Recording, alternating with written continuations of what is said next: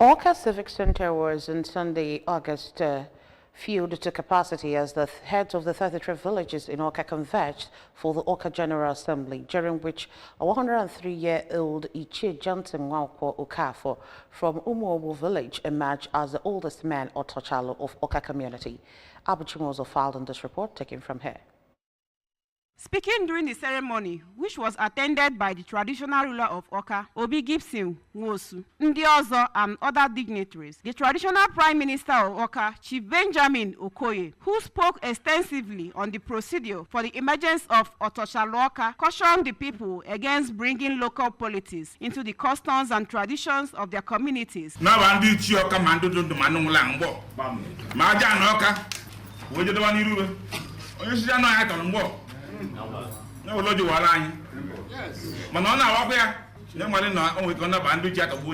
The chairman of Awka stakeholders, Chief Ken Ekwenugo, who also chaired the planning committees, stated that due process were followed to ensure a seamless emergence of the Otochalo Awka, adding that letters were issued to all the villages in Awka to identify the oldest man in their village.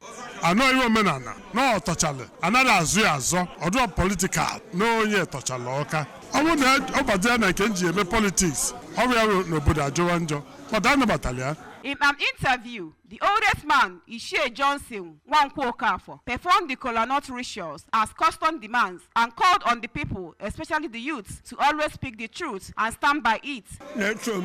I never told you.